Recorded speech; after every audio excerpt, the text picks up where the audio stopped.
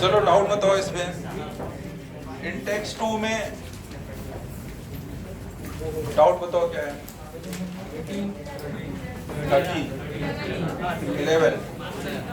11 देखते हैं पहले। सर बस वैल्यूज गलत थी क्वेश्चन। वो 10 की बात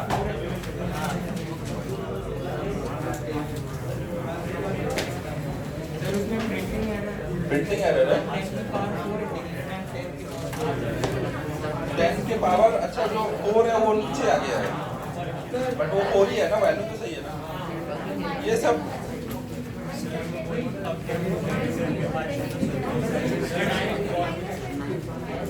-10, अच्छा आइस का टेम्परेचर -10 डिग्री सेंटीग्रेड है, 10 लिखा है ना, और latent heat of fusion 33.5 into 10 के पावर 4 जूल पर केजी है ना। वो 10 के पावर 4, वो 10 के बगल में आ गया है ना, 104 दिख रहा है। तो ये दो करेक्शन कर लो, फिर तो हो जाना चाहिए। अच्छा 12th में भी ऐसा ही कुछ करेक्शन है, उसमें भी 10 के पावर 4 को 104 है, वो भी कर लेना। बाकी अब बताओ 11 बताओ या नहीं बताओ? ठीक है, अगर किसी को चाहिए नहीं हो रहा है तो फिर बाहर पूछ लेना ना।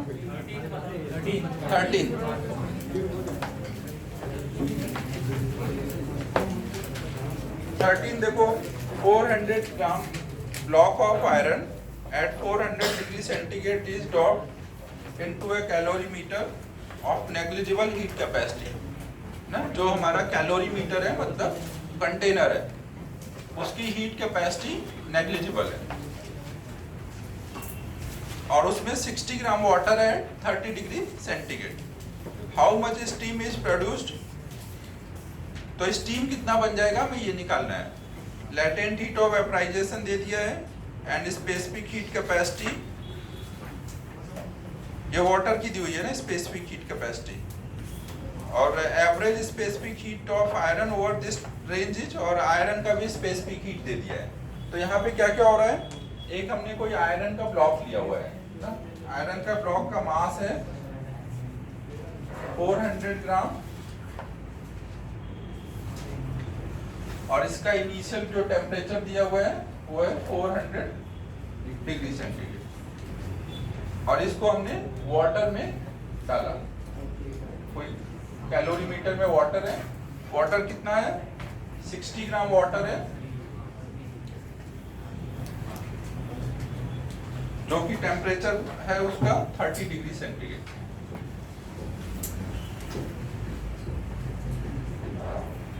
तो अब जब हम, और ये कंटेनर का हीट कैपेसिटी नेग्लिजिबल है, मतलब उसको हीट देने की जरूरत नहीं है ना, वो तुरंत जो वाटर का टेम्परेचर होगा उस पे वो आ जाएगा। तो अब जब हम इसको आयरन को इसमें वाटर में डालेंगे तो ये इसका क्या, ये 400 डिग्री सेंटीग्रेड पे है, तो इससे हीट इसको मिलनी शुरू होगी। अगर वो मिलने की वजह से 100 तक आ गया, और अब भी ये है इसका टेम्परेचर 100 से ऊपर है, तो क्या होगा, और हीट जाएगी इधर, तो फिर उसके बाद क्या होगा, वेपराइजेशन शुरू हो जाएगा। ठीक है, तो पहले हम लोग ये देखते हैं कि अगर इसको हम 100 तक लेके आए तो उससे कितना हीट निकल सकता है ना। अगर हम इसको 100 तक लेके आए 400 डिग्री सेंटीग्रेड से, अगर ये 100 तक नीचे आए, अगर मान लो 100 तक लाना है, तो उसके लिए इससे कितनी हीट निकल सकती है ना, ये निकल सकती है, हम वो देख रहे हैं ना। तो ये कितनी हो जाएगी, एम एस तब एसआई यूनिट पे दिया है ना,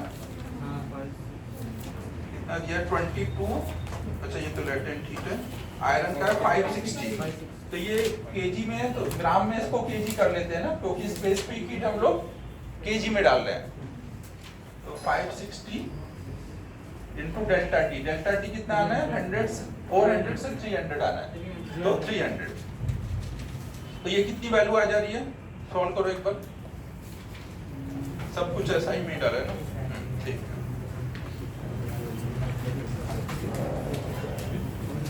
इसको कुछ Q1 बोल देते हैं।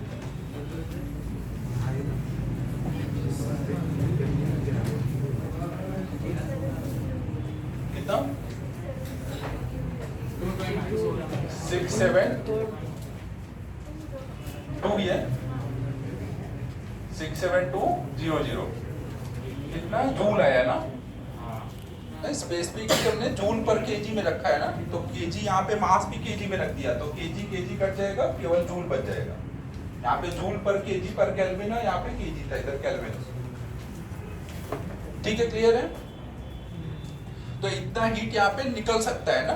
अब हम लोग अगर देखें कि ये 30 से अगर इसको 100 तक ले जाना है, तो उसके लिए हमें इसको कितनी हीट देनी पड़ेगी? अगर इसको मुझे 30 से इसका टेम्परेचर बढ़ा करके 100 तक ले जाना है, तो इसको कितनी हीट लगेगी? उसको कुछ Q2 बोल देते हैं, तो Q2 कितना आएगा? M, फिर से केजी में करते हैं ना, M S कितना दिया हुआ है? 4.186 M S डेल्टा T। तो ये कितना आ जा रहा है? करो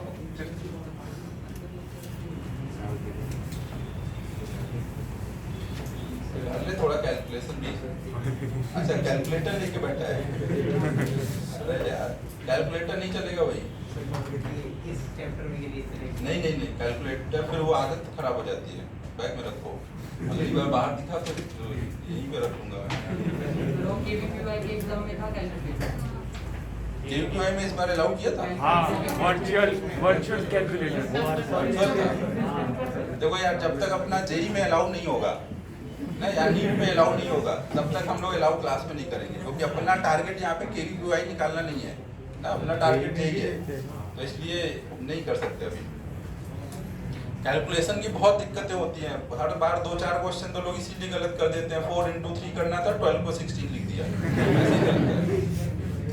तो ये कैलकुलेशन की प्रैक्टिस करते रहो, वही सही तरीका है। सर, हम वो फॉर्मूला लगा के ये कर नहीं सकते? कौन सा फॉर्मूला लगा के करोगे? M1 S1 T1 plus M2 S2 T2 upon M1 S1 plus M2 S2। तो इस फॉर्मूले में क्या दिक्कत हो जाएगी अगर हम ये फॉर्मूला लगाते हैं? तो वेपराइजेशन हुआ, वेपराइजेशन के टाइम में टेम्परेचर चेंज होता है क्या? वो ये जब हमने फॉर्मूला लगाया था तो कब लगाया था? क्या फेज चेंज कराया था फॉर्मूला डेरिवेशन के टाइम पर?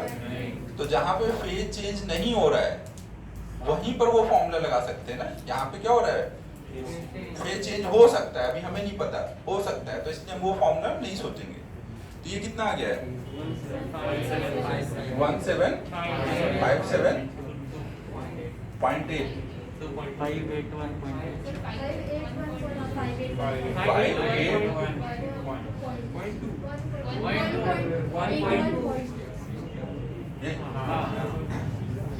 तो ये देख रहे हो कितना आ जा रहा है? ये 17,500 समथिंग है ये, और ये कितना है? 67,000 करीब है। मतलब बहुत ज्यादा हीट निकल सकता है, लेकिन इसको 100 तक पहुंचाने के लिए बहुत कम ही लग रहा है। तो क्या होगा यहाँ पे? पहले तो इतनी हीट तो ये दे देगा इसको और 100 आ जाएगा ना, और अब भी हीट एक्स्ट्रा बचा रहेगा, तो वो फिर क्या होने लग जाएगा? वो फेज चेंज कराने लग जाएगा। फेज चेंज कराने के लिए कितनी हीट लगेगी? अगर मैं इसका पूरे 60 ग्राम का फेज चेंज भी करा दूं, तो फेज चेंज के लिए कितनी लग जाएगी? मास को केजी में लिख रहा है ना, M into L। Phase change के लिए फॉर्मूला याद है ना सबको, Q equal to ml। तो L कितना है? 22.6 into 10 के पावर 5। पीछे से ही दिख रहा है ना? लाइट ऑन कर दो। तो ये कट कर देते हैं, ये 10 के पावर 2 हो गया। करो अब ये देखो कितना आ जा रहा है?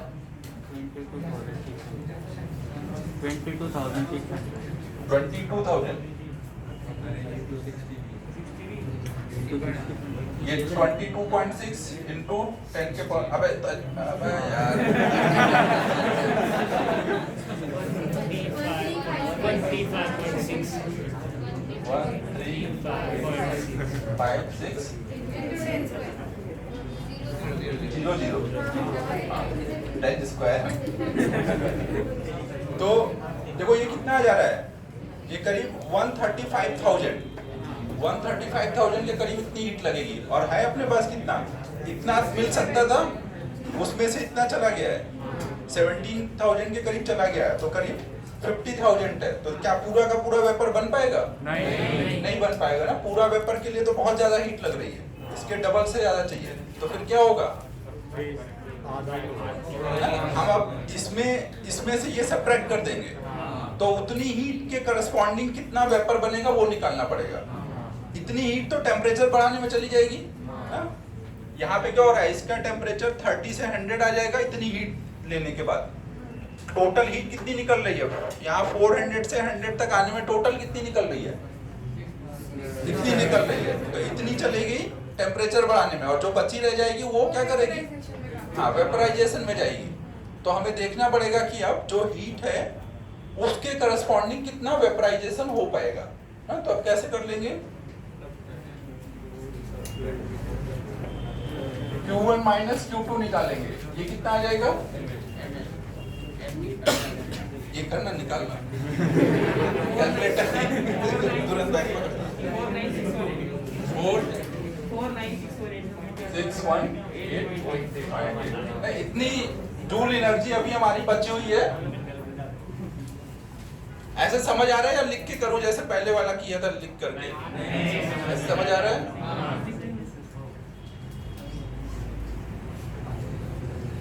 तो अब इसके करस्पॉन्डिंग कितना मास वेपराइज हो जाएगा? 49618.8 अपॉन में लेटेंट हीट। लेटेंट हीट कितनी है? 4186। करो डिवाइड। अच्छा, ये है 22.6 into 10 के पावर 5 कितना हो जा रहा है?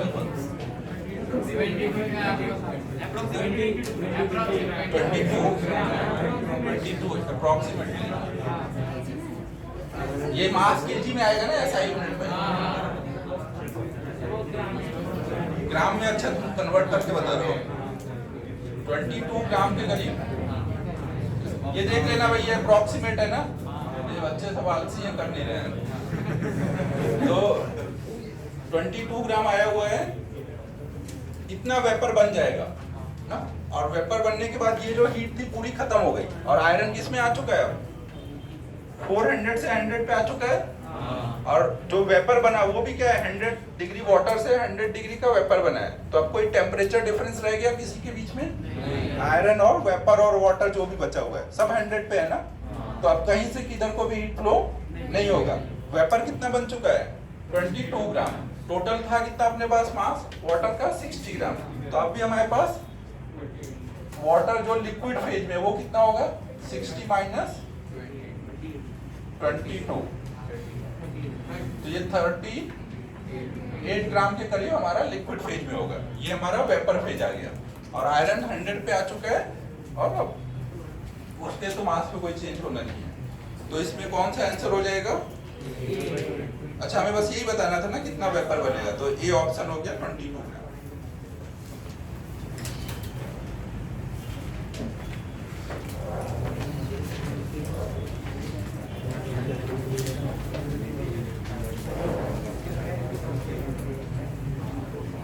बुक ले लिए तो नहीं ये वाली?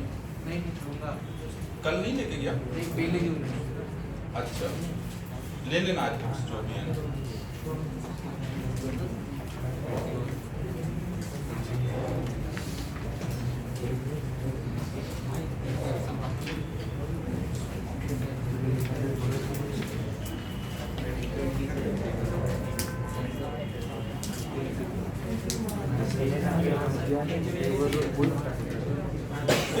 इन टेक्स्ट 2 में है डाउट और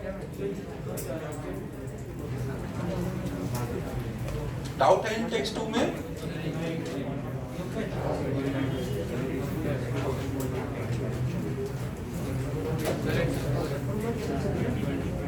फिर एक्सरसाइज से दिया था ना? अच्छा, एक्सरसाइज में दी थे 20 से 22। तो इसमें तो डाउट नहीं होगा शायद, ये तो कैलोरीमेट्री के बेसिक्स हैं। पिछले से पहले बोल दिया बेसिक 20 का आंसर ये है।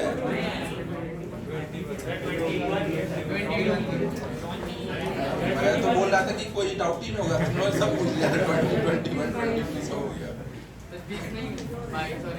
तेरा नहीं है ना, इसका है ना 20। ऐसे मजाक करो। 20 बताना है नहीं बताना है? देखो है ये रख करूँ? हाँ नोट करो, जल्दी नोट करो। 20 में आंसर गलत है। इसके सॉल्यूशन भी डाल दिए थे, अगर आंसर में कुछ लगे गड़बड़ है तो एक बार चेक कर लिया करो ना, सॉल्यूशन में कि सही है कि नहीं। सही है। हाँ ये नाम नोट करो भाई। क्या नाम है? ये तो कौन से वाले? वो आपने बोला नहीं था। वो बोला था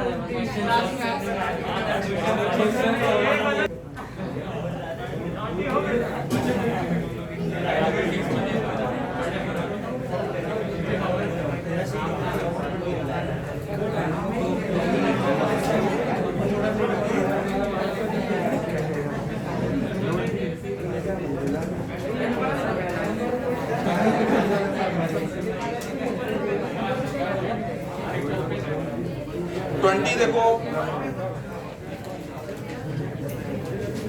ये एक्सरसाइज 1 का देख रहे हैं ना, exercise 1 question number 20। A 2 gram bullet moving with velocity 200 meter per second is brought to a sudden stoppage by an obstacle. The total heat produced goes to the bullet. बोल दिया गया है ना कि जितनी भी उसकी काइनेटिक एनर्जी को रोकने से एनर्जी का लॉस हुआ है वो सब हीट में चला गया है। If the specific heat of bullet is this, then rise in its temperature will be. तो इसमें क्या क्वेश्चन है यार? आंसर नहीं आया तो हो सकता है मिस्टेक हो। वो मिस्टेक क्या है उसमें? क्या क्या? जूल में कन्वर्ट करना। तुम लोगों ने यूनिट का ध्यान रखा है ना? हाँ मुझे भी ये डाउट हो रहा है, ये काइनेटिक एनर्जी निकाला होगा और उसमें यूनिट का ध्यान रखा नहीं होगा। देखो इसमें पहले हम लोग काइनेटिक एनर्जी को जूल में निकाल लेते हैं और फिर कैलोरी में चेंज कर लेते हैं ना। ये किया है सबने? यूनिट एंड मेजरमेंट किस लिए पढ़ा था? ये एक चैप्टर होता है यूनिट एंड मेजरमेंट, इसलिए पढ़ा था। आज के लिए पढ़ा था ना कि जरूरत पड़ने पे यूज कर सके। दूर दूर तक लेना ही नहीं है, जो दिया है बस वैल्यू डालो और सॉल्व करो। तो काइनेटिक एनर्जी कितनी दी है? Half mv square. m कितना है? 2 ग्राम है। तो इसको अभी हम लोग सब कुछ ऐसा ही यूनिट में डालेंगे ना। पहले हम लोग जूल में निकाल लेंगे और बाद में उसको कैलोरी में चेंज कर लेंगे ना। v कितना दिया है? 200 मीटर पर सेकेंड। ये कट जाएगा, ये कितना आ जा रहा है? हाँ तो 40 आ जा रहा है ना। 40 जूल टोटल एनर्जी आ रही है। तो कैलोरी में ये कितनी हो जाएगी? यही हमारा Q है ना। तो जूल है, कैलोरी में करने के लिए क्या करोगे? 4.18 मतलब 2 पकड़ लेते हैं ना। 4.2 जूल 1 कैलोरी के बराबर है। तो 40 जूल कितने के बराबर हो जाएगा? डिवाइड कर देंगे ना। जूल है कि नहीं? जूल है। ये समझ आया मैंने क्या बोला? 4.2 जूल 1 कैलोरी है तो 40 कितना होगा? डिवाइड कर देंगे तो ये कितना हो जाएगा? 10 लगभग 10 ये आप देख लेना ना कैलकुलेशन, ये कर लोगे और ये बराबर कर देना ms डेल्टा t। अब ये कैलोरी में है ना, फिर m करोगे, m कितना है? 2ms। ये क्या था? बुलेट का s दिया हुआ है 0.03। अब तो यहाँ पे सब उसमें कैलोरी में कर दिया है ना। स्पेसिफिक हीट आप किस में रख रहे हो? स्पेसिफिक हीट का यूनिट देखो क्या है? कैलोरी पर ग्राम। देखो जब आप ये फॉर्मूला लगाओगे delta Q equal to ms delta t, तो अगर m को आपने यहाँ पर केजी में रखा या ग्राम में रखा और इसकी यूनिट भी क्या होगी? ग्राम या कैलोरी पर ग्राम पर सेंटीग्रेड। तो जब आप मल्टीप्लाई करोगे यहाँ ऊपर ग्राम आ रहा है और अगर इसमें भी नीचे ग्राम है तो ये कट जाएगा ना मल्टीप्लिकेशन में। और यहाँ सेंटीग्रेड नीचे, यहाँ ऊपर सेंटीग्रेड है, वो कट जाएगा तो कैलोरी बच जाएगा। अगर यहाँ केजी हो गया है स्पेसिफिक हीट पे यहाँ केजी है, तो यहाँ पे भी क्या करना पड़ेगा, केजी करना पड़ेगा ना। तो एस को देख करके एम को डालो आप, सो दैट कि दोनों के से केजी या ग्राम जो भी हो कट जाए। तो इस हिसाब से हमने कर लिया ना, ये हमारा ग्राम पर ग्राम, सॉरी कैलोरी पर ग्राम पर डिग्री सेंटीग्रेड है। तो ये पर ग्राम है, इसलिए यहाँ पे भी इसको ग्राम में रखा है। पर डिग्री सेंटीग्रेड है, सेंटीग्रेड और केल्विन चेंज में तो कोई दिक्कत होती नहीं है, दोनों में कोई भी रख लो। तो करना क्या था, डेल्टा टी निकालना है ना। अब सॉल्व कर दो, इससे आ जाएगा। देख लो जो भी हो रहा है, सॉल्व कर लो। सी आ रहा है, ये दिया है पीछे, और आपका क्या है तेरा, सी आ रहा है। इसका आंसर सी आ रहा है, और ऑप्शन में शायद ए दिया हुआ है, तो चेंज कर लो ना, सी कर लो ऑप्शन। सब लोग यूनिट के लिए ध्यान रखो, हमेशा प्रॉब्लम सॉल्विंग में पहले एसआई में अगर कर रहे हो कुछ, कहीं पे भी कुछ एसआई है कुछ सीजीएस है, तो सब एसआई कर लो या सब सीजीएस कर लो। नॉर्मली सब एसआई में सॉल्व कर लिया करो, बाद में लास्ट में जरूरत के हिसाब से चेंज कर लो। क्या बोलना चाह रहे हैं, क्या सही है आंसर, कब सुधरेगा तो?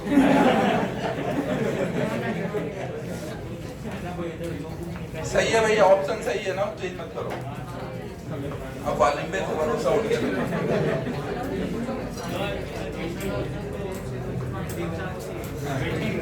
21 है,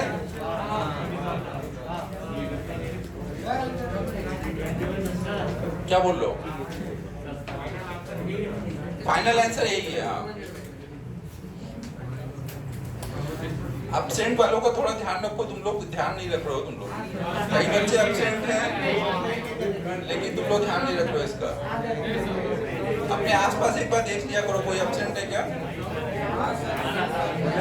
एक ने तो खुद ही गलती कर दी, मुझे कॉल करके बता दिया कि आज मैं एब्सेंट रहूंगा, आप रिकॉर्डिंग कर लो, नाम नोट करो, कल्पेश मुसाले।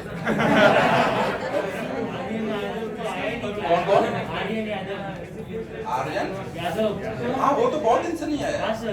वो कहाँ है, उसका तो चेक ही ले लेते हैं। उसको एक बार पूछ कहाँ है, मैं कॉल भी कराता हूँ, आज बहुत दिन से नहीं आया। एक कल्पेश मुसाले का लिखो, ये वॉच कर दो। हाँ तो बच्चों, अब हम लोग 21 वाला करने जा रहे हैं। चलो 21 जल्दी जल्दी कर लेते हैं। 21 में देखो क्या गिवन है, 250 gram of water and equal volume of alcohol of mass 200 gram are replaced successively in the same calorimeter and cooled from 60 to 55 in 130 second and 67 second respectively.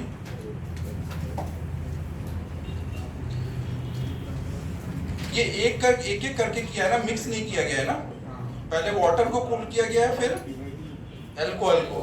Power का तो पावर का है, कौन सा पावर, पावर ऐसा time दिया इसलिए power use करेंगे सर, वॉट वाला पावर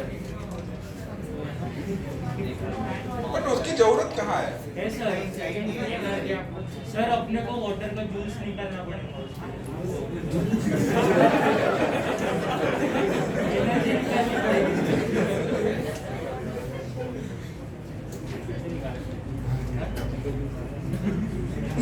सेकेंड ये टाइम दिया है, टाइम से क्या मतलब निकल रहा है कि कैलोरी मीटर से जो हीट बाहर जा रहा होगा उसके लिए दिया होगा ये कुछ।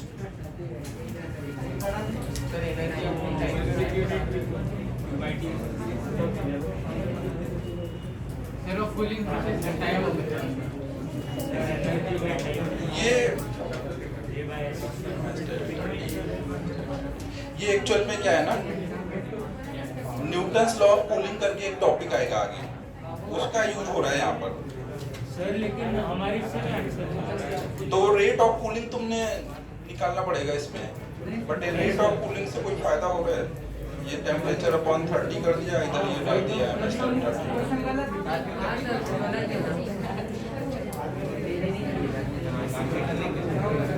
इसमें कुछ मिसिंग लग रहा है, एक बार मैं सॉल्व करता हूँ फिर देखता हूँ ना क्या मिसिंग है, फिर बताऊँ कैसे आया, क्या क्या सर वाटर इसमें ऐड किया, वाटर के माध्यम तो वाटर नहीं वॉट फिर एनर्जी अपॉन टाइम किया। पावर इक्वेट किया है ना। तो वही तो चक्कर है, वही मैं बोल रहा हूँ कि कैलोरी मीटर यहाँ पे क्या है, बाहर एटमॉस्फेयर में हीट रेडिएट कर रहा है, कुछ उसको रिलेट करना है। कांस्टेंट है, रेडिएट कम होते जा रहे हैं 5 डिग्री सेकंड्स कम होते जा रहे हैं, पावर कांस्टेंट है। बताता हूँ ना, ये अपना जो पढ़ा हुआ है उससे रिलेटेड नहीं, थोड़ा रुक जाओ। सर ये अपन ने पढ़ा एक्सीडेंट तो लगा है। अच्छा एक मिनट रुक जाओ। फिर अगला 22 भी बताना है। Ratio of densities of two substances 2:3 and their specific heats are in the ratio 3:4. Ratio of their thermal capacity for unit volume. Thermal capacity पूछी गई है ना, और कितने के लिए, यूनिट वॉल्यूम के लिए। सी का सी होता है ना, वही हीट कैपेसिटी। हाँ, तो हीट कैपेसिटी हमारा क्या होता है, m into s होता है ना, और मास बोल दिया गया है कितने वॉल्यूम का लेना है, यूनिट वॉल्यूम का ना। मास को क्या लिख सकते हो आप, डेंसिटी इनटू वॉल्यूम, और वॉल्यूम बोल दिया गया है कि 1 है, तो मतलब क्या हो गया, रो इनटू एस। अब सी का रेशियो चाहिए, मतलब इनका रेशियो चाहिए, C1/C2 equal to ρ1/ρ2 into S1/S2। अब ρ1 ρ2 S1 S2 का रेशियो तो दिया हुआ है प्रॉब्लम में, तो कर दो, अब हो जाएगा थोड़ा 1:2। हाँ 1:2 आ जाएगा।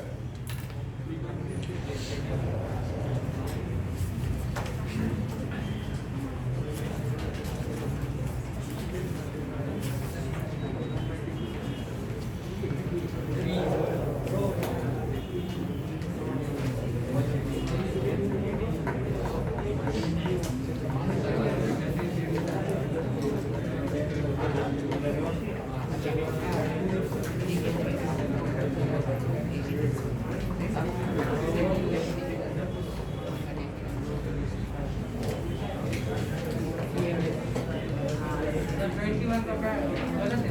21 अभी रुक जा, मैं एक बार सॉल्व करूंगा फिर बताऊंगा।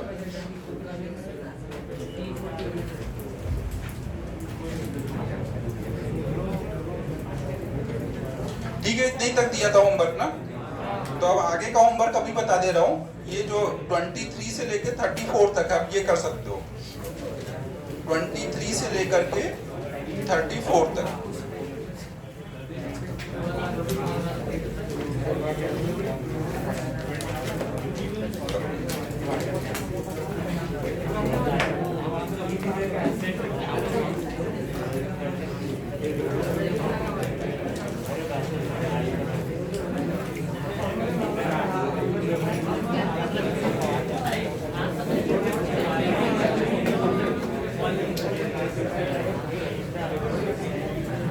अब नेक्स्ट हम लोग थर्मल एक्सपेंशन स्टार्ट कर रहे हैं। थर्मल एक्सपेंशन में आपने देखो क्या देख लिया है,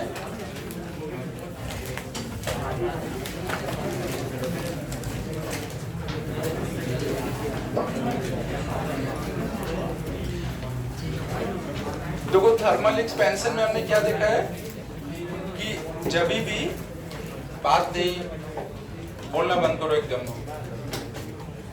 थर्मल एक्सपेंशन में देखो हमने देखा है कि जब भी कोई बॉडी को हम हीट देते हैं तो most of the body expand करते हैं ना। एक्सपैंड कर रहे हैं मतलब बॉडी पे पड़ने वाले कोई भी दो पॉइंट के बीच की सेपरेशन इंक्रीज हो जाएगी। अगर हम सेपरेशन केवल लेंथ वाइज देख रहे हैं तो उसको हम लीनियर थर्मल एक्सपेंशन बोलेंगे।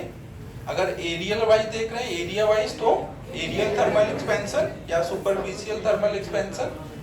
और अगर वॉल्यूम वाइज देख रहे हैं, वॉल्यूम का एक्सपेंशन देख रहे हैं तो वॉल्यूम थर्मल एक्सपेंशन बोलेंगे ना। ऐसे तीन टाइप के एक्सपेंशन होते हैं। अब देखो लीनियर थर्मल एक्सपेंशन में कोई हम रॉड देख सकते हैं, एरियल में कोई हम लोग प्लेट ले सकते हैं, उसका एक्सपेंशन देख सकते हैं, वॉल्यूम में कोई हम लोग क्यूब ले सकते हैं या कोई भी 3D वाला ऑब्जेक्ट ले सकते हैं और उसका एक्सपेंशन देख सकते हैं ना? इसका मतलब ये नहीं कि अगर हम लीनियर बोल रहे हैं तो केवल लेंथ वाला ही ऑब्जेक्ट होना चाहिए ना। आप कोई भी ऑब्जेक्ट ले सकते हो 2D या 3 डायमेंशनल, और इस पे कोई भी दो पॉइंट ले लो इनके बीच की ये जो लेंथ होगी, जब आप टेम्परेचर बढ़ाओगे तो वो लीनियर थर्मल एक्सपेंशन फॉलो कर रही होगी ना। कोई भी दो पॉइंट के बीच की लेंथ जो होगी वो लीनियर थर्मल एक्सपेंशन फॉलो कर रही होगी। इस पे मैं कोई भी एरिया ले लूं, कोई भी टाइप की बॉडी है, उस पे कहीं पे भी मैं आर्बिट कोई एरिया बना लूं सरफेस पे उसके ना, कोई 3 डायमेंशनल बॉडी है, इसके सरफेस पे कोई मैंने एरिया बना लिया, तो ये एरिया क्या कर रहा होगा, एरियल थर्मल एक्सपेंशन फॉलो कर रहा होगा ना। कोई उसमें अगर मैंने वॉल्यूम ले लिया 3D बॉडी में, तो वो वॉल्यूम थर्मल एक्सपेंशन फॉलो कर रहा होगा। लीनियर थर्मल एक्सपेंशन मतलब ये नहीं कि बॉडी लेंथ वाइज ही होनी चाहिए ना, हर एक बॉडी लीनियर थर्मल एक्सपेंशन दिखाएगी अगर हम उसमें केवल कोई दो पॉइंट के बीच की सेपरेशन देख रहे हैं।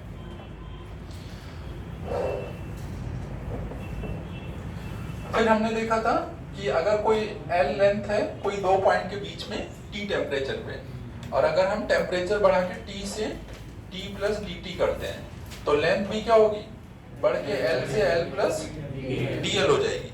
तो चेंज इन लेंथ ये किसके बराबर आया था, अल्फा L dt के बराबर आया था ना। लेंथ में जो चेंज आएगा वो किस पे डिपेंड कर रहा है, कितनी बड़ी रॉड है हमारी और कितना टेम्परेचर में चेंज किया है ना। आप समझो ना, मान लो यहाँ पे आपने L की कुछ वैल्यू, कोई एक रॉड लिया है, उसके लिए जब dt टेम्परेचर बढ़ाया तो कुछ dl चेंज आया। ऐसे अगर मैं एक और रॉड ले लूं,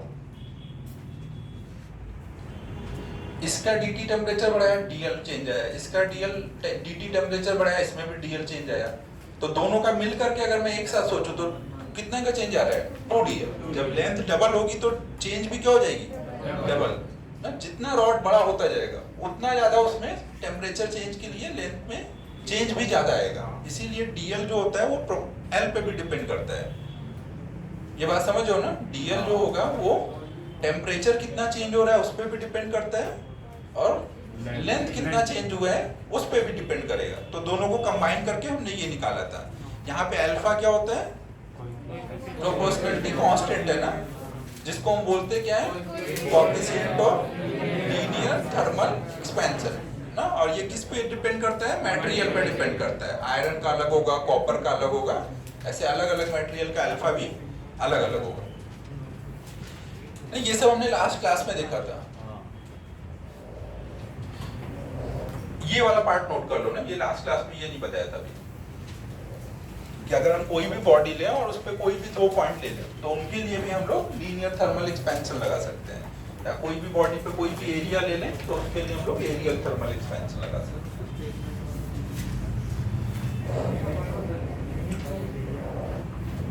इधर इसका यूनिट क्या होगा, अल्फा का यूनिट नहीं पूरे ये देख, चेंज इन लेंथ है, लेंथ का यूनिट क्या होगा। अब और किसका चाह रहा है तू, इसमें अल्फा का ही चाहिए तुझे, L का पता है dt का पता है, लेंथ का चाहिए तो पूरे का पूरा तो ये लेंथ है ना, ये dl है ना। अबे आर्यन क्या हो गया तुझे, आर्यन नाम है ना तेरा, तूने ही तो पूछा था, तूने बोला था। तेरे पैसे कैंसिल कर।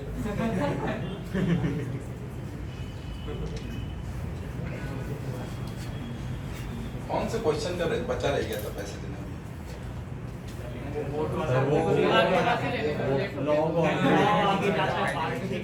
एक बोर्ड वाला था जो लॉक छोड़ा था वो वाला। अच्छा 1 घंटे में, हाँ 1 घंटा नहीं नहीं, तू ले ले, ऐसे हिसाब क्लियर रखते हैं अपन।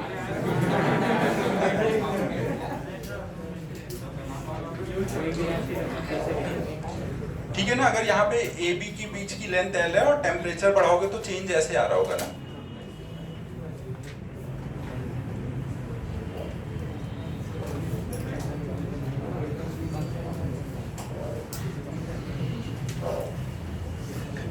रब कर रहा हूँ ये साइड में।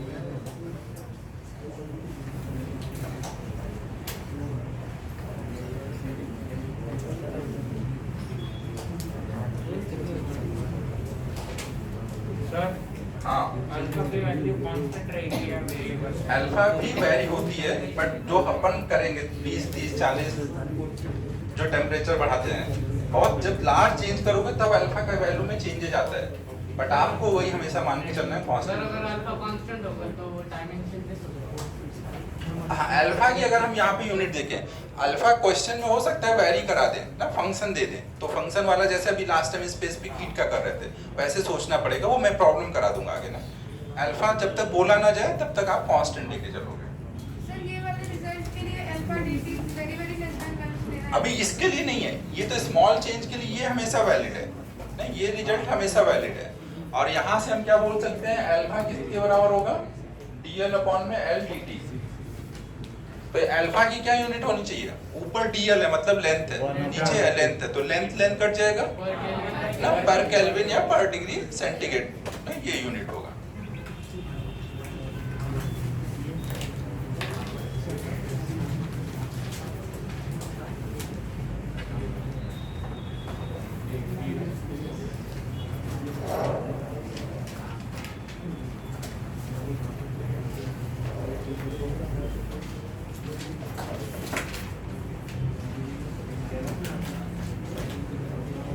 फिर इसको जब हमने और सॉल्व किया था तो हमें क्या आ गया था, फाइनल लेंथ आई थी इनिशियल लेंथ इनटू ई के पावर अल्फा डेल्टा टी। जब हम टेम्परेचर चेंज कर रहे हैं लार्ज चेंज में जो फाइनल लेंथ मिलेगी वो कुछ ऐसी आई थी ना। और अगर इसमें alpha delta t is very very less than 1 तो उस केस में इसको हम क्या लिख देते थे, final length equal to initial length 1 plus alpha delta T.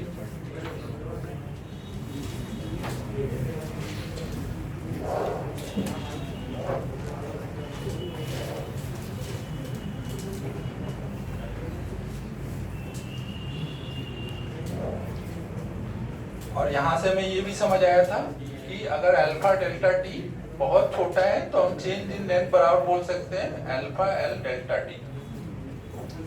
जब अल्फा डेल्टा टी छोटा होता है तो डीएल की जगह आप क्या यूज कर सकते हो, डेल्टा यूज कर सकते हो।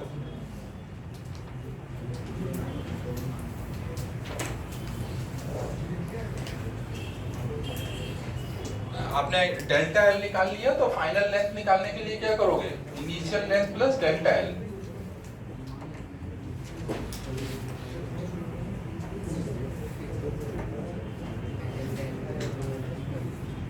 तो ऐसे फिर क्या है,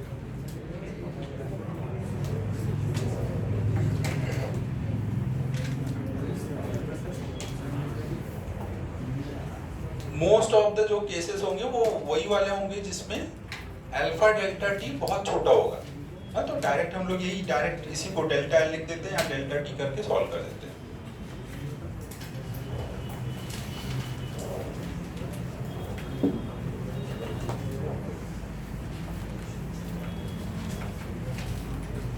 तो लीनियर थर्मल एक्सपेंशन में हमने क्या समझ लिया, अल्फा कैसे निकालते हैं, डीएल अपॉन एल dt, और फाइनल लेंथ कैसे निकालेंगे, initial length into 1 plus alpha delta T.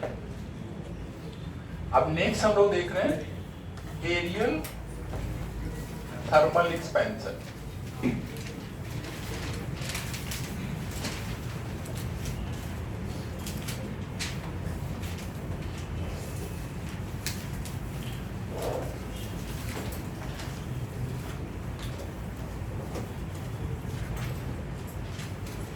Aerial thermal expansion में क्या होगा, सपोज हमने कोई, देखो कोई भी हम एरिया ले सकते हैं ना, तो अभी हमें डेराइव करना है एक्सप्रेशन, तो हम लोग सिंपल एक ज्योमेट्री वाला ऑब्जेक्ट लेते हैं जिसके लिए डेराइव करना इजी होगा, बट जो भी हम डेराइव करेंगे वो सबके लिए वैलिड होगा।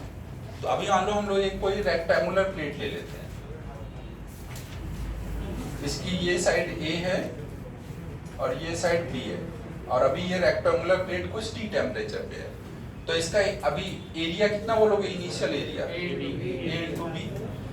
अब अगर हम इसका टेम्परेचर बढ़ा दें, T से टेम्परेचर बढ़ा के T प्लस dt कर दें ना, या फिर सीधे T से बढ़ा करके T प्लस डेल्टा T बढ़ा देते हैं टेम्परेचर, तो ये लेंथ भी बढ़ जाएगी, ये लेंथ भी बढ़ जाएगी ना, तो उस टाइम पे हम क्या बोलेंगे,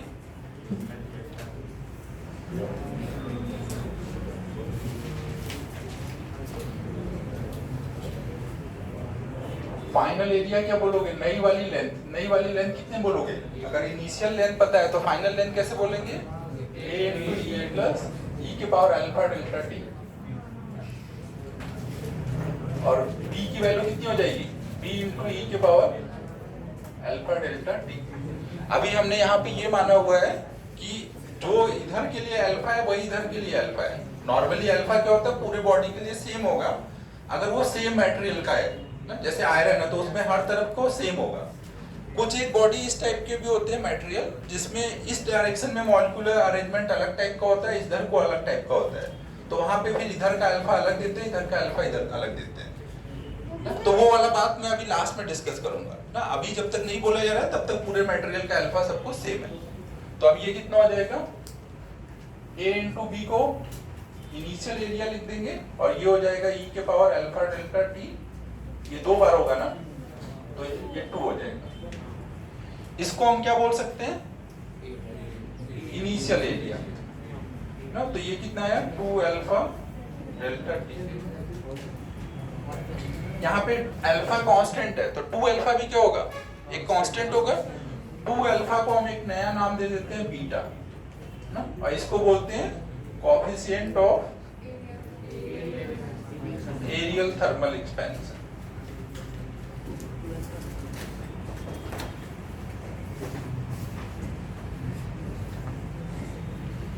तो ये सेटअप कर दूं, ये पुराना रिवाइज कराया हुआ है। तो हम लोग बोल सकते हैं final area equal to initial area e के पावर बीटा डेल्टा टी है ना। तो इससे देखो आपको क्या समझ आ रहा है कि जो लेंथ वाला फॉर्मूला था फाइनल लेंथ निकालने के लिए, वही सेम फॉर्मूला एरिया के लिए भी लगाना है, बस अल्फा की जगह क्या ले लेना है, बीटा। तो इसका मतलब जो हमने लेंथ के लिए एक्सप्रेशन देखा था स्मॉल चेंज के लिए dl equal to alpha l dt, उसी इससे डिराइव होकर के लेंथ वाला इस टाइप का रिजल्ट बना था ना। तो इसके लिए भी इसी टाइप का हम एक्सप्रेशन लिख सकते हैं। इसके लिए क्या लिखेंगे, स्मॉल चेंज इन एरिया बराबर बीटा a dt ना। इसमें भी हम वैसे ही सोच सकते हैं कि जब हम टेम्परेचर बढ़ाएंगे तो जो एरिया में चेंज आएगा वो किस पे डिपेंड कर रहा होगा, इनिशियल एरिया कितना है और टेम्परेचर में कितना चेंज किया है, दोनों को कंबाइन करके हम लोग लिख सकते हैं a dt। फिर यहाँ पे प्रोपोर्शनलिटी कांस्टेंट दे दिया है, प्रोपोर्शनलिटी कांस्टेंट एरिया के केस में कौन है, बीटा है। हाँ, तो आप ऐसे भी सोच सकते हो या लेंथ से ला करके वैसे भी सोच सकते हो। तो बीटा हर बार 2 अल्फा ही होगा, बीटा हर बार 2 अल्फा होगा और कब अलग होगा वो मैं आगे बताऊंगा। जब तक नहीं कुछ सब पता है तब तक 2 अल्फा है।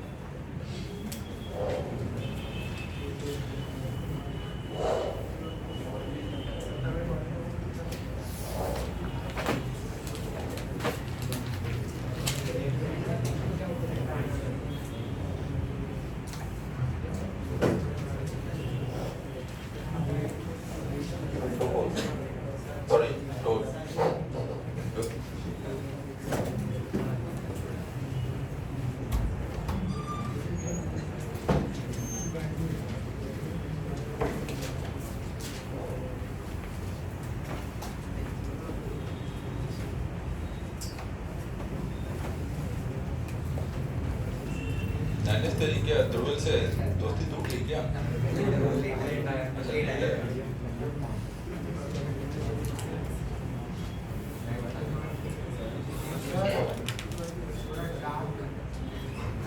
थोड़ा डार्क लिखो, लाइट ही जला सकते हैं यार, मार्कर तो अच्छा चल रहा है, डार्क क्यों नहीं है? कर्टेन हाँ लगा दो थोड़ा, उधर के भी कर दो।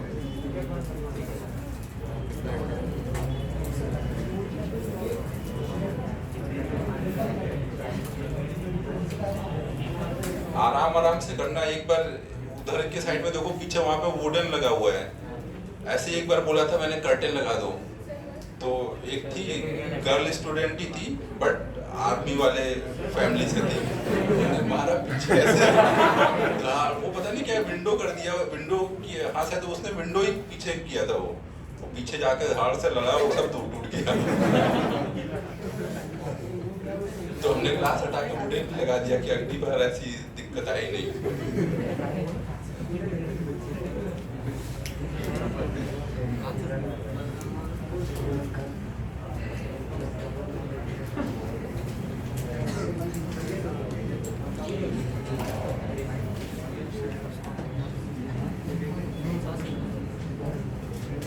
से याद आया कि अभी चल रहा है कोविड का टाइम, तुझे भी अब याद आया।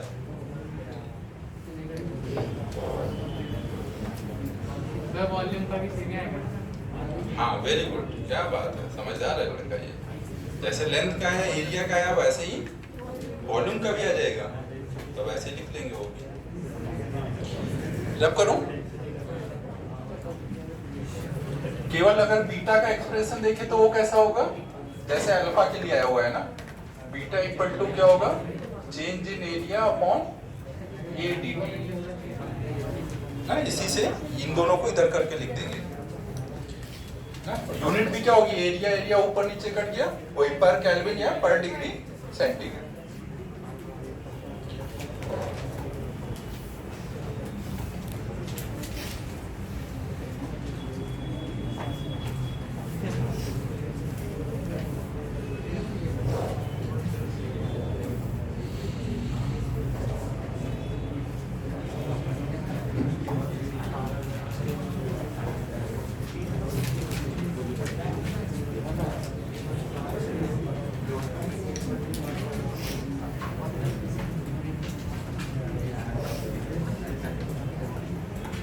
लास्ट बेंच क्या बातें कर रहा है,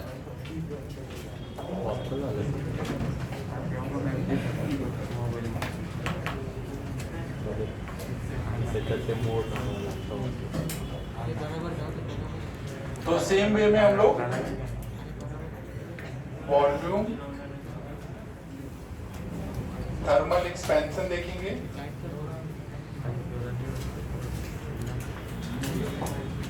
डेराइव करने के हिसाब से कुछ ऐसा क्यूबॉइड ले लेते हैं। मान लो ये एक साइड ए है, दूसरा साइड बी है, तीसरा साइड सी है, तो इसका इनिशियल वॉल्यूम कितना होगा, सॉलिड लिया है ना, ये सॉलिड को हमने ऐसे बॉडी लिया हुआ है, तो इनिशियल वॉल्यूम कितना हो गया ए बी सी। फिर फाइनल वॉल्यूम के टाइम क्या हो जाएगा, जब हम टेम्परेचर T से बढ़ा करके कुछ डेल्टा T बढ़ा देते हैं, T प्लस डेल्टा T कर दिया, तो वॉल्यूम भी बढ़ के V से V प्लस डेल्टा V हो जाएगा। तो फाइनल वॉल्यूम कितना हो जाएगा, A इंटू ई के पावर अल्फा डेल्टा T। एक साइड ये चेंज हो चुकी होगी, B वाली साइड हो चुकी होगी B इंटू ई के पावर अल्फा डेल्टा T, और C ई के पावर। अभी हम ये मान रहे हैं कि तीनों डायरेक्शन में अल्फा सेम है ना, कोई भी 3 डायमेंशनल बॉडी में 3 एक्स वाई जेड तीनों एक्सिस के अराउंड अल्फा की बात करेंगे, तो ये कितना आ जाएगा,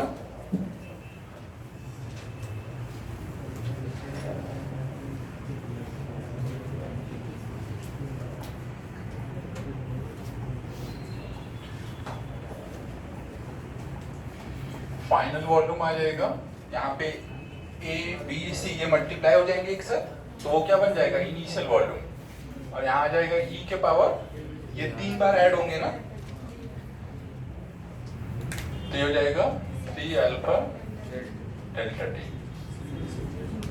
तो अब 3 अल्फा को हम एक नया कांस्टेंट गामा बोल देते हैं, गामा इक्वल टू कितना है 3 अल्फा, और इसको बोल नाम क्या देते हैं, अब तो समझदार हो ही तुम लोग, कोएफिशिएंट ऑफ वॉल्यूम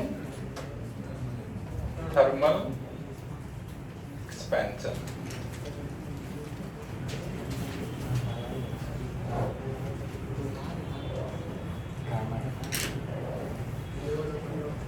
तो अब ये फाइनल एक्सप्रेशन देख के हमें क्या समझ आ रहा है कि हम वॉल्यूम के लिए भी ऐसे ही सोच सकते थे जैसे लेंथ के लिए था, स्मॉल चेंज इन वॉल्यूम जो होगा वो प्रोपोर्शनल टू v रहा होगा, चेंज इन टेम्परेचर रहा होगा, तो वहां पर दोनों को मिला के ऐसे लिख देंगे, फिर प्रोपोर्शनलिटी कांस्टेंट गामा दे दिया गया है। इसी को सॉल्व करोगे तो इससे वो आ जाएगा डायरेक्ट होके, और अगर गामा डेल्टा टी बहुत छोटा होगा तो वहां पे हम डेल्टा वी इक्वल टू लिख सकते हैं गामा वी डेल्टा टी, और फाइनल वॉल्यूम भी अगर लिख सकते हैं जब गामा डेल्टा टी बहुत छोटा होगा तो V initial 1 plus gamma delta t. Area में भी ये लिख दिया था ना, स्मॉल अगर रहेगा बीटा डेल्टा टी तो फाइनल एरिया हो जाएगा initial area into 1 plus beta delta t. ना उसमें भी लिख लो ये चीज, क्योंकि मोस्टली वही केस मिल रहा है। If beta delta t is very very less than 1 तो final area equal to initial area 1 plus beta delta T.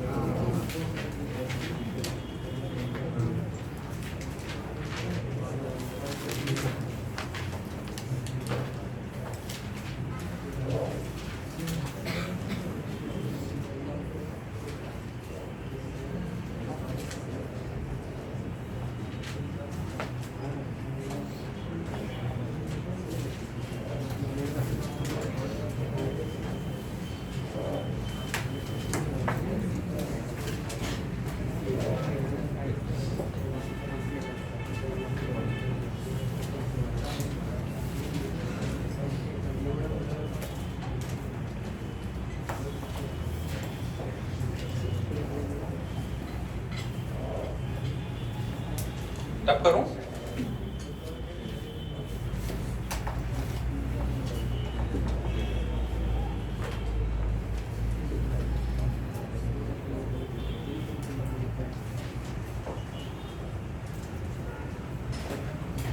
तो हमने देखो क्या क्या समझ लिया। फाइनल लेंथ निकालना होगा तो initial length 1 plus alpha delta T लगाना है ना, अगर अल्फा डेल्टा टी बहुत छोटा है। फाइनल एरिया निकालना है तो initial area into 1 plus beta delta t, और फाइनल वॉल्यूम के लिए initial volume into 1 plus gamma delta t. केवल चेंज निकालना होगा तो change in length equal to alpha l delta t ना, इनिशियल लेंथ ऐसे करना है। केवल चेंज इन एरिया निकालना है तो बीटा ए डेल्टा टी। केवल चेंज इन वॉल्यूम निकालना है तो गामा वी डेल्टा टी। और अगर अल्फा बीटा गामा में से कोई निकालना है तो इन सब टर्म को उधर कर देंगे तो उससे अल्फा बीटा गामा आ जाएगा। ये सब हम लोग कब के लिए बात कर रहे हैं, जब अल्फा डेल्टा टी बहुत छोटा है, क्योंकि हमें मोस्टली यही केस मिलना है। जब तक हम अल्फा डेल्टा टी बड़ा कुछ ऐसा दिखे नहीं या बोला ना जाए तब तक हमेशा यही लेके सॉल्व करें।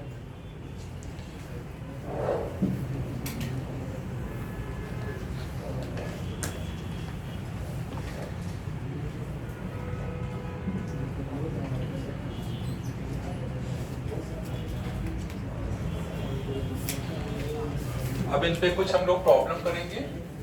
सपोज एक हमने रेक्टेंगुलर प्लेट ले ली ना, ये रेक्टेंगुलर प्लेट है और इसमें यहाँ पे एक हमने सर्कुलर प्लेट कट करके निकाल दिया। तो अब प्लेट का जो मास वाला पार्ट है वो ये वाला है ना, यहाँ पे कैविटी है ना, ये प्लेट है ना, 2D बॉडी की बात चल रही है। अब अगर हम लोग टेम्परेचर इसका बढ़ाते हैं, अगर हम टेम्परेचर बढ़ाएंगे तो इसका जो रेडियस है वो और इसकी जो लेंथ है वो, लेंथ का क्या हो रहा होगा और रेडियस का क्या हो रहा होगा। ये बढ़ेगा तो लेंथ बढ़ेगी और ये बढ़ रहा होगा तो क्या होगा, ये हर तरफ से मास आकर के रेडियस छोटा हो जाएगा या रेडियस भी बड़ा हो जाएगा, वो आपको सोचना है ना। एल का क्या होगा और आर का क्या होगा। सिर्फ इंक्रीज डिक्रीज या फंक्शन क्या क्या सिर्फ इंक्रीज सिर्फ इंक्रीज डिक्रीज बताना है।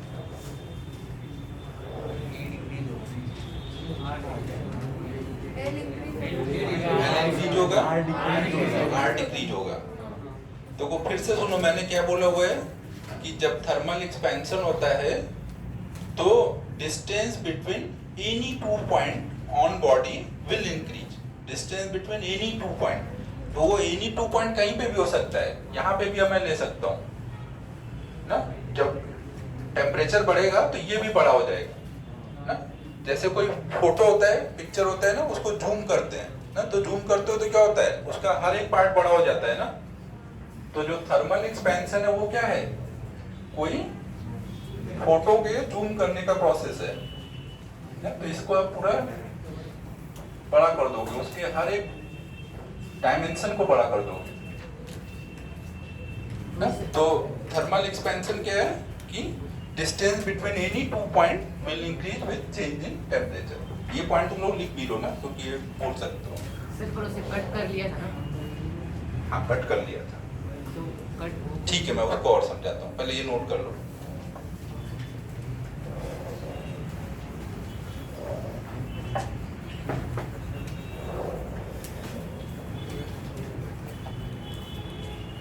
नोट करो, during thermal expansion, during thermal expansion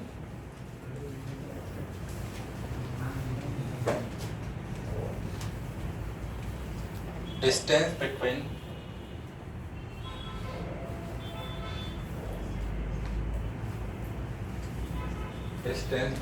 any 2 point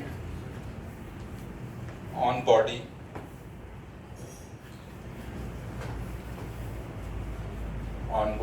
will increase with increase in temperature,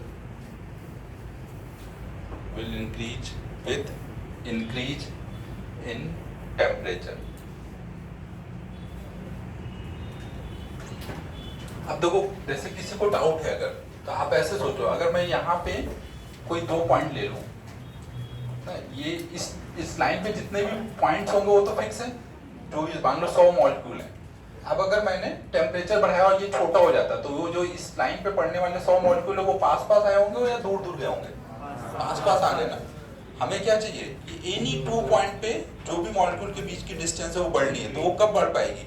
जब इसको हम बड़ा करेंगे तभी ना पॉइंट के बीच की सेपरेशन बढ़ पाएगी।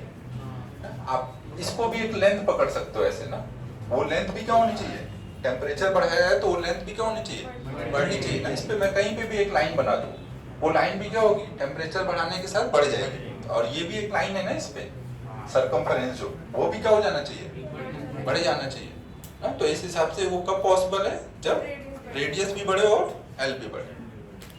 तो यहाँ पर एल भी इंक्रीज होगा और आर भी इंक्रीज होगा। आर डिक्रीज भी होगा। अरे प्रभु, चारों बाजू से आएगा और वो पास पास आ जाएगा, तो जितने इस पे पॉइंट होंगे उनके बीच की सेपरेशन का क्या होगा, बढ़ेगा या कम होगा? तो अपन क्या बोल रहे हैं, ऐसे तो बढ़ जाएगा।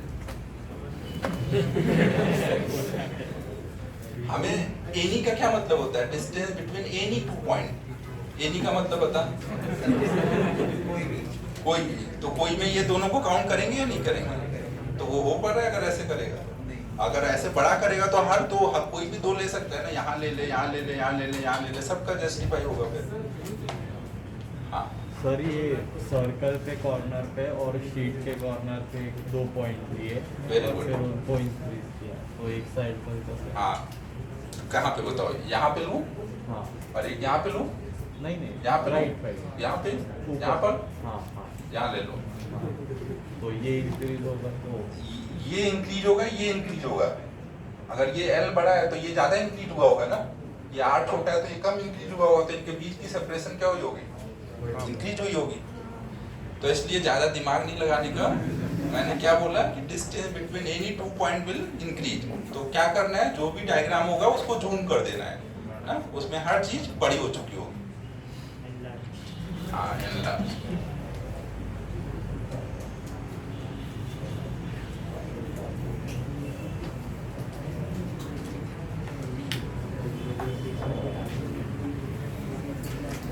सपोज एक कोई रिंग है जिसका रेडियस आर है,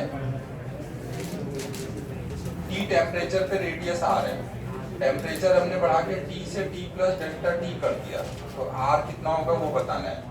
और ये रिंग है तो मतलब क्या है, 1 डायमेंशनल बॉडी है ना, इसकी अल्फा जो है वो coefficient of linear thermal expansion alpha दी हुई है, कुछ अल्फा है, अल्फा आर डेल्टा टी, इनके टर्म में हमें नया रेडियस बताना है। फाइनल रेडियस कितना होगा, इनिशियल रेडियस आर है।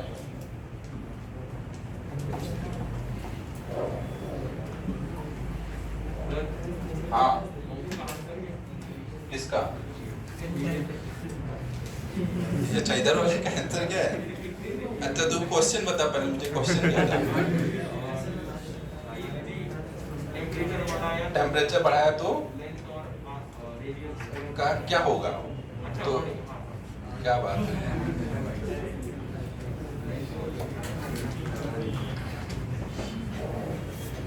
टेम्परेचर इंक्रीज किया है भाई।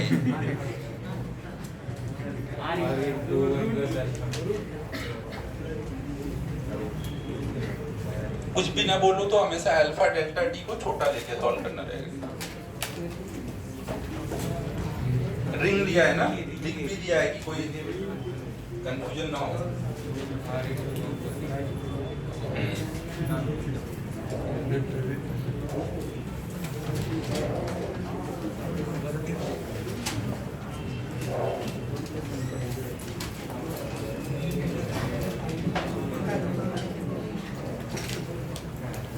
तो वो यहाँ पे ये जो जैसे इसका सरकमफेरेंस है वो भी क्या एक लेंथ है ना, तो टेम्परेचर बढ़ाने पे वो लेंथ भी क्या होनी चाहिए? बढ़ जानी चाहिए। उसकी इनिशियल लेंथ कितनी बोलोगे? 2 पाई आर, और फाइनल लेंथ कितनी बोलोगे? 2 pi R final. Final length equal to क्या होगा? Initial length 1 plus alpha delta T. तो यहाँ पे क्या हो जाएगा? 2 pi R final equal to 2 pi are